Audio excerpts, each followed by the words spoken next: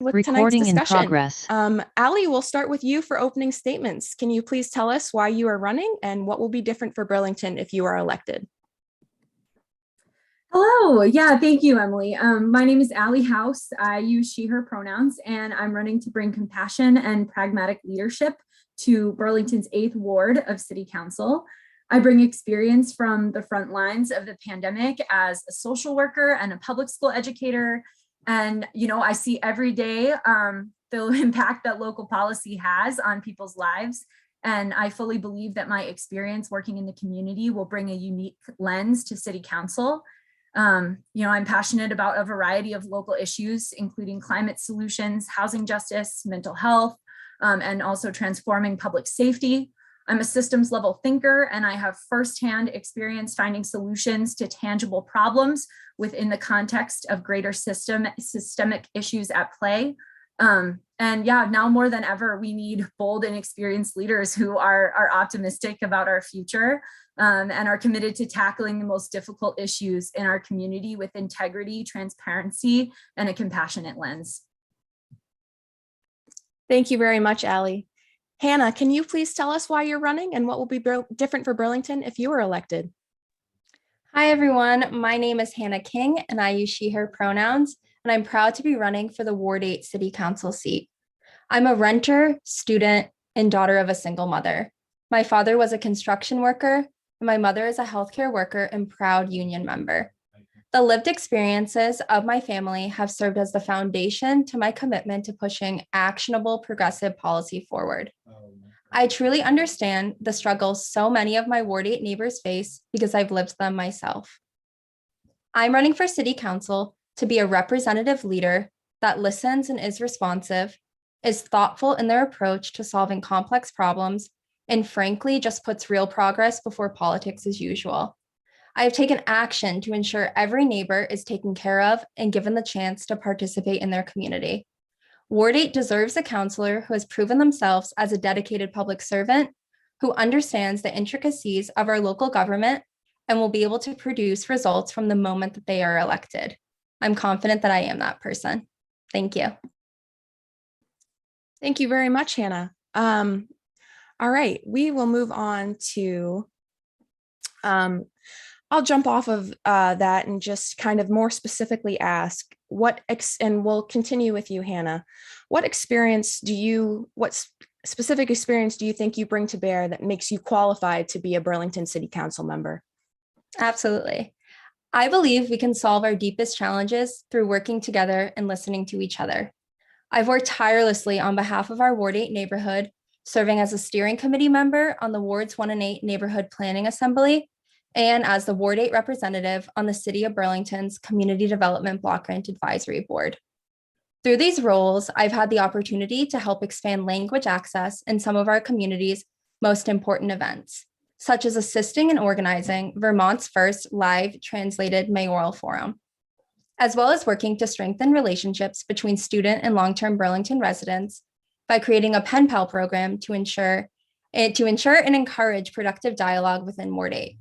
I've also worked closely with my neighbors and university leaders through Community Coalition to de-escalate problematic situations in our student-dense neighborhood. I recognize being a good city councilor goes beyond just traditional ways of community engagement. I'm proud of the time I have spent as a substitute teacher working in public schools, as well as organizing work I have done with immigrant and refugees farmers in relation to fighting for increased and fair land access.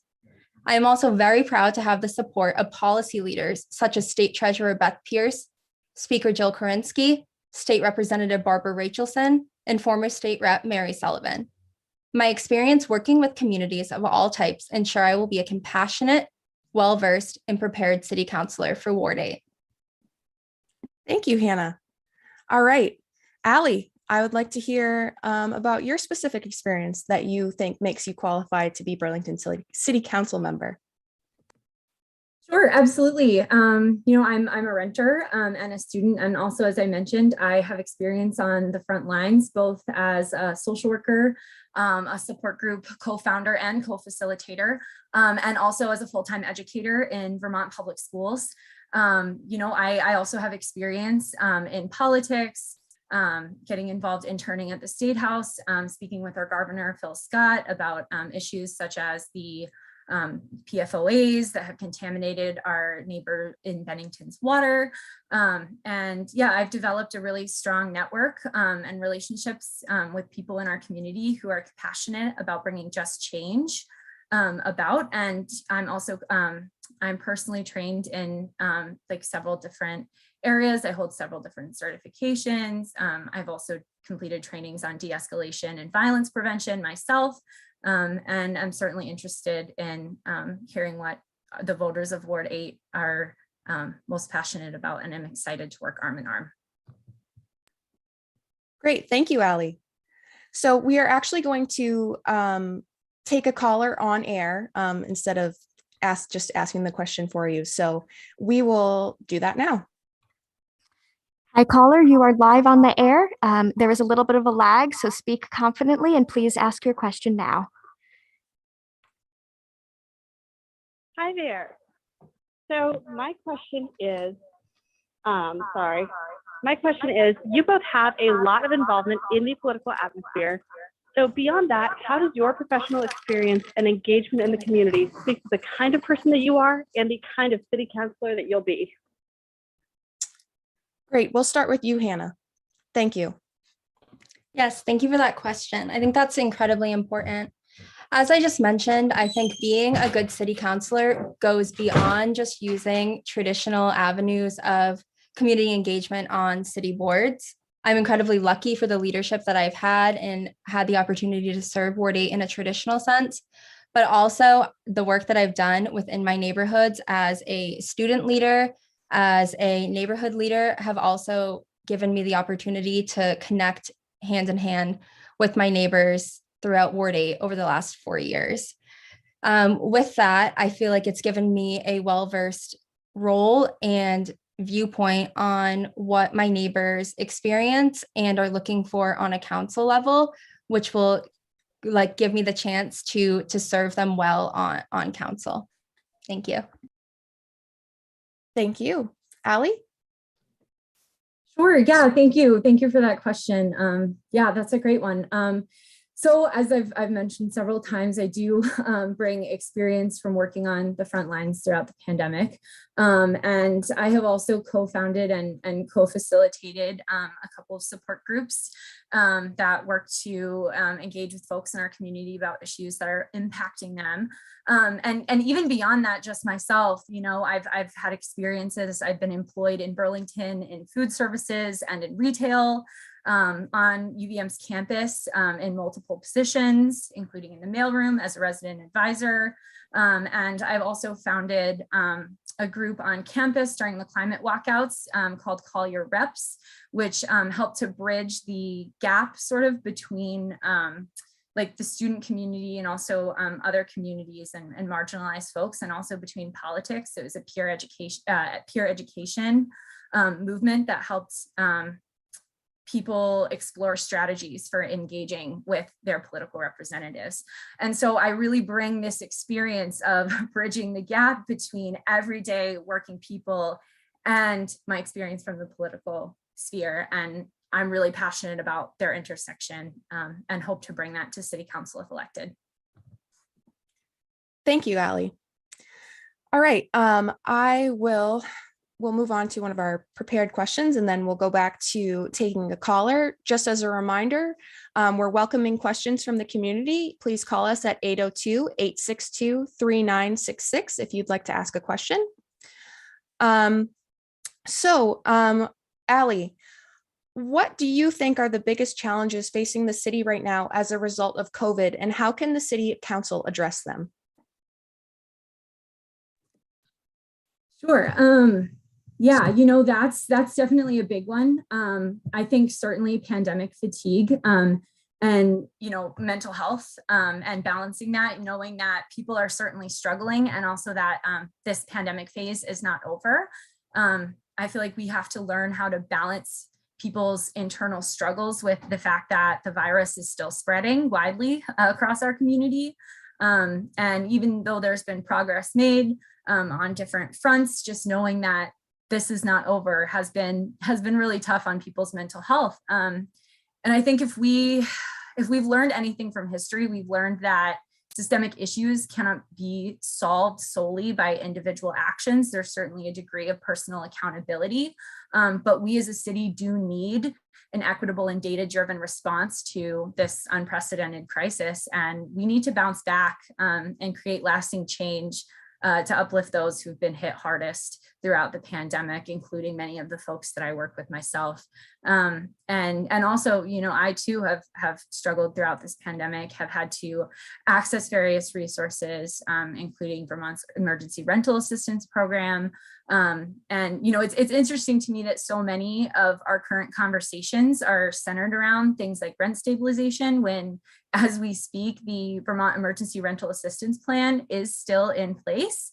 And is being widely accessed by folks, including myself, who've had their jobs, their careers, and their income impacted by the pandemic. We also need opportunities for collective care and healing, both, to learn from and to heal from this very painful time in world history and in the history of our city.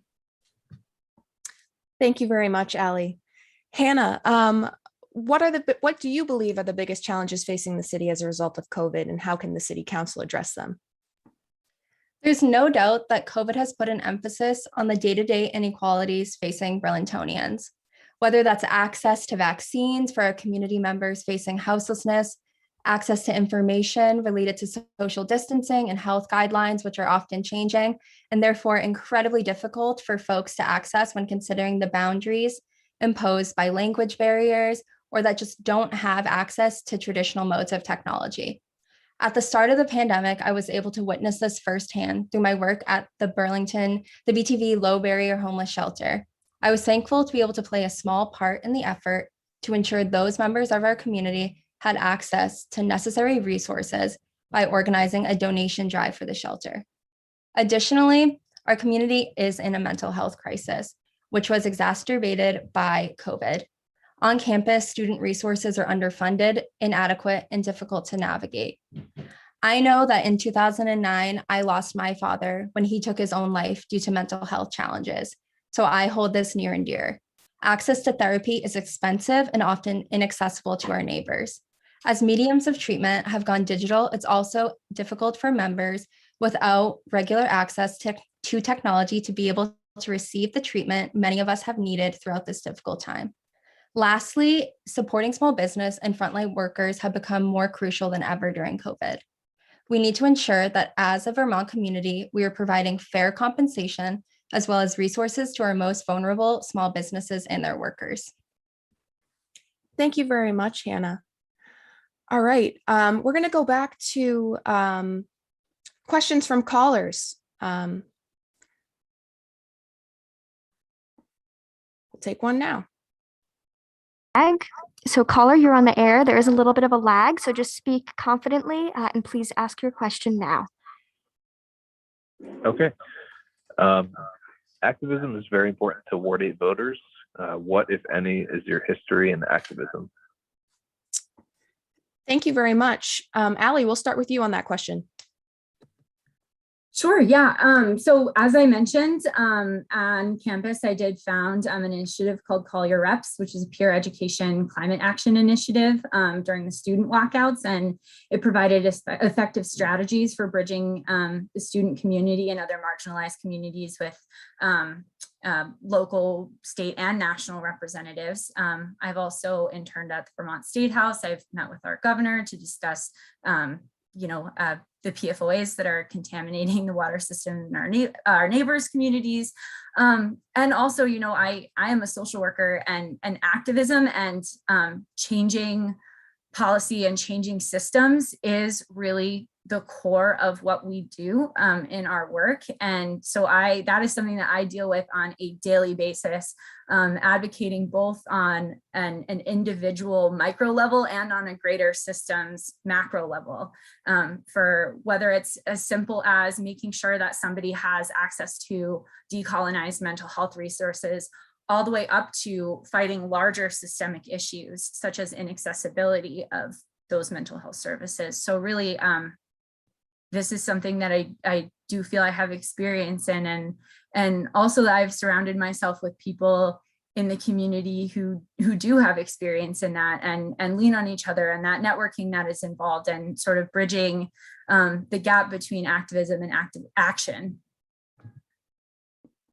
Thank you very much, Allie.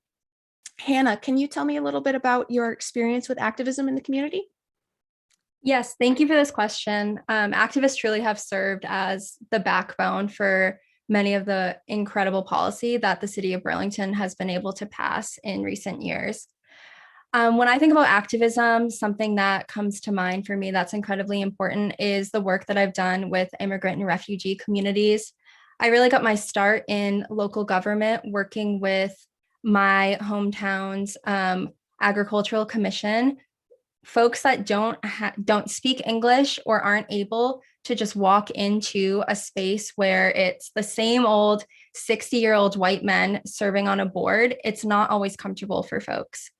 And so during my time working with the immigrant and refugee communities, I was able to not only learn from them, but also create strategies and ways for us to effectively go into policy discussions with decision makers to ensure that they were being supportive and had the tools necessary for them to be successful in either gaining more access to land, if they had gotten materials or taxes which were unfair or were a burden to them, making sure that we were going into conversations and finding adequate solutions to those issues. Thank you. Thank you very much. So we have 4 calls in line, so we're going to go ahead and take another call from a community member, and we'll go ahead with that. Hi, caller, you are on the air. There was a little bit of a lag, so please speak confidently, but please ask your question now.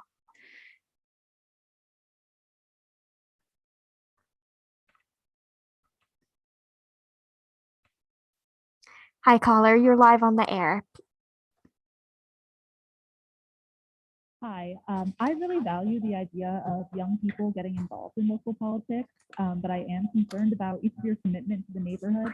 How long have you lived in Ward 8, and how has your experience living in the neighborhood really helped guide you in your campaigns and how you will do work on council?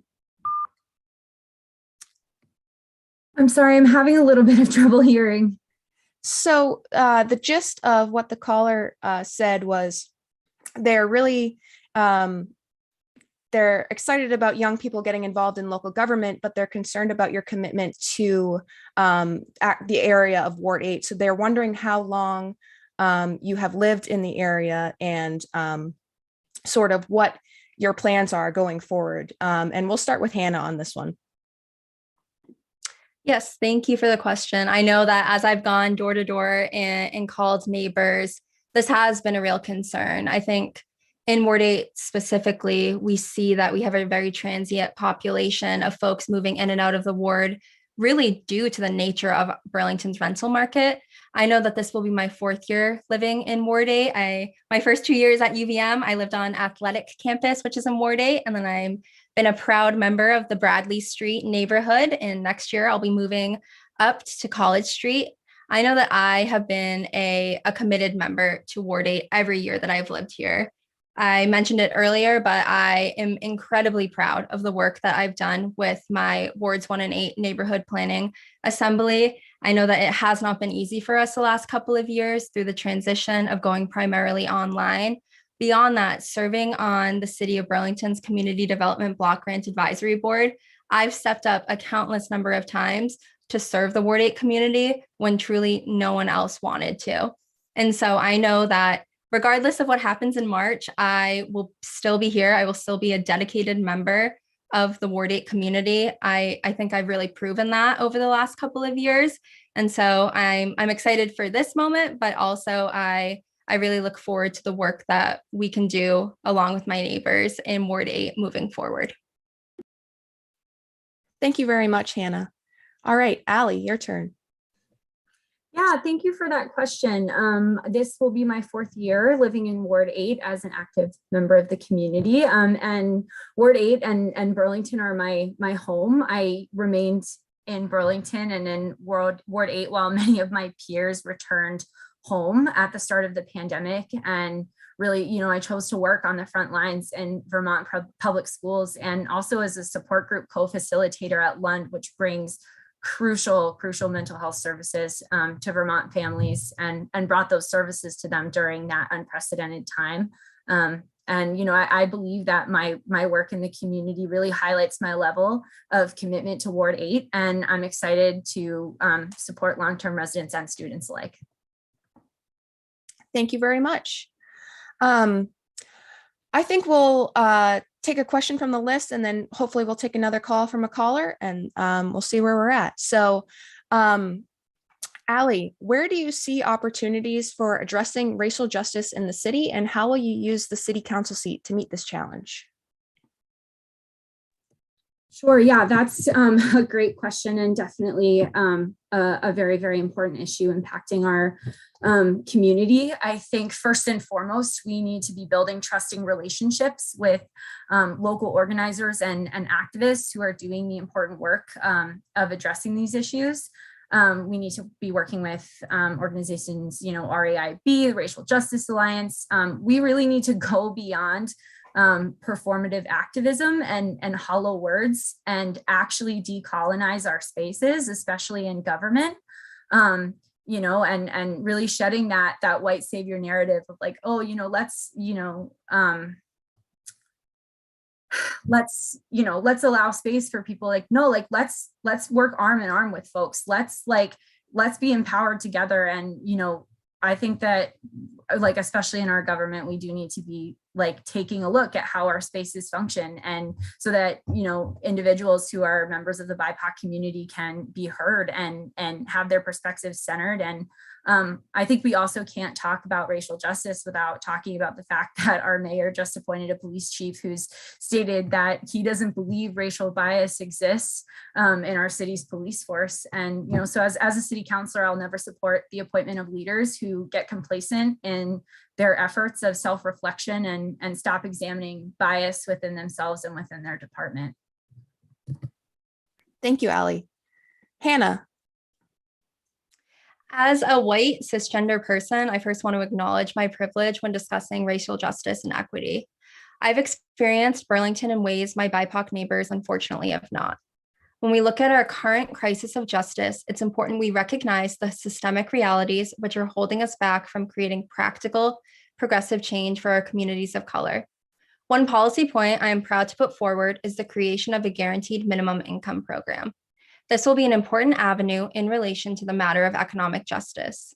The reality is, traditional welfare programs impose a number of work and educational conditions that require able-bodied adults to work at least 20 hours a week and participate in mandatory training programs. That just doesn't work for everyone.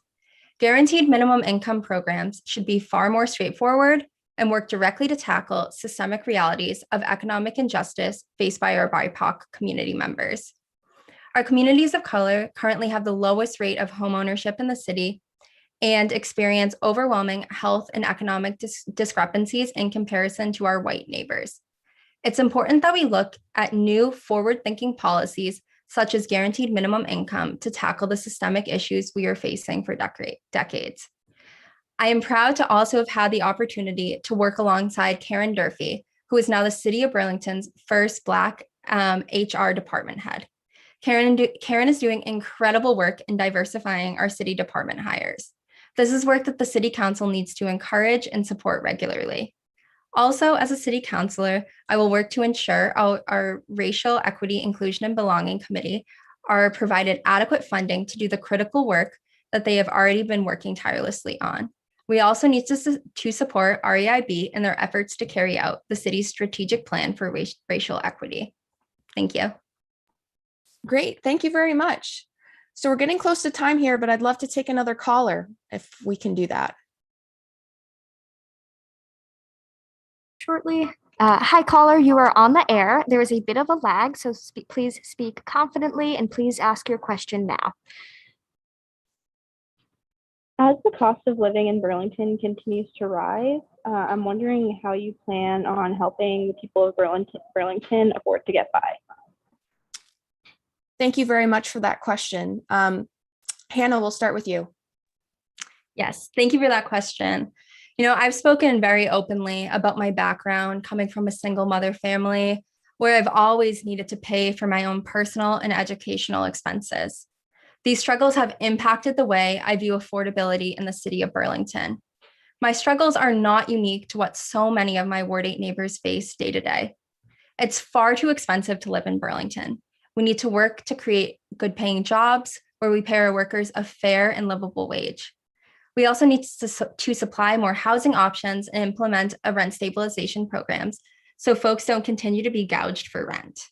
Lastly, we need to be creative about policy solutions moving forward, such as I just mentioned, creating a guaranteed minimum income program. I'm confident that we can make Burlington a more affordable and fair place to live for all Burlingtonians together. Great. Thank you, Hannah. All right, Allie. Yeah, that's a really important question, and certainly one that's been raised to me by a lot of folks. So you're certainly not alone in wondering that.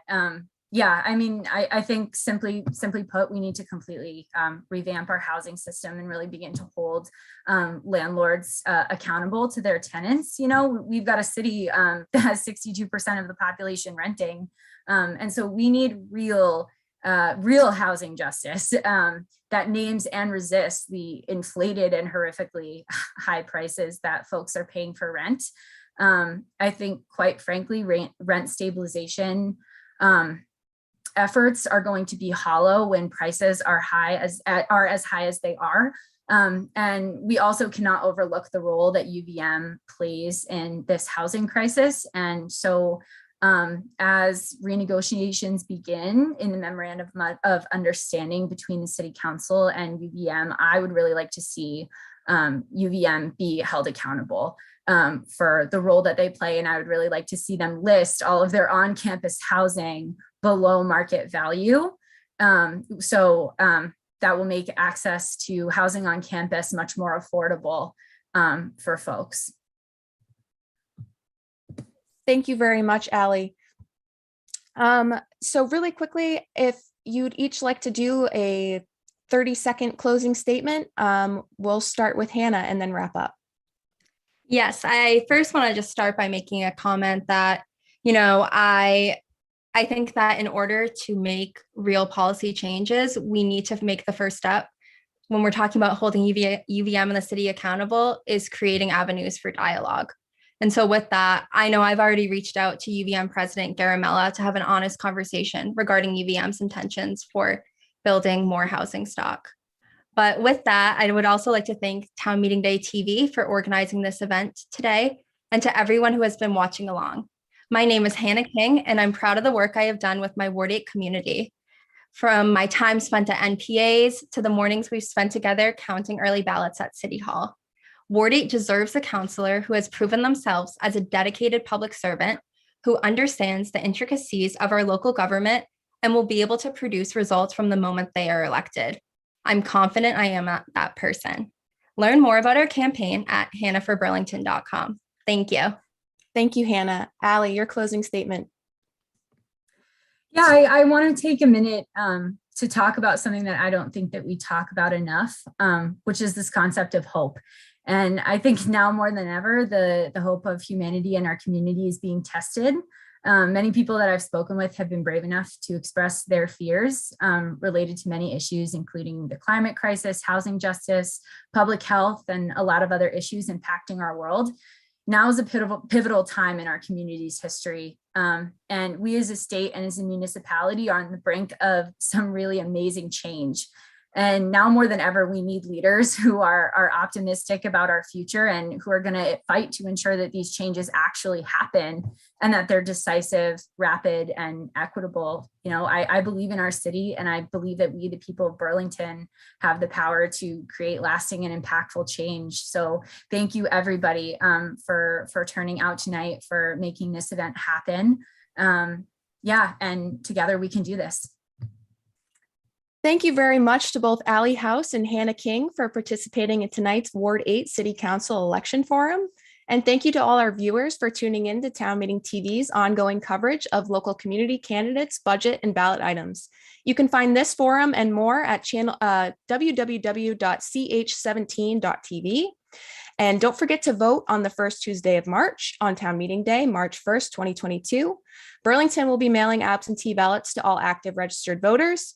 If you don't receive those ballots by February 16th, please contact your clerk and treasurer's office. And polls will also be open all day on March 1st from 7 a.m. to 7 p.m. Thank you very much for watching.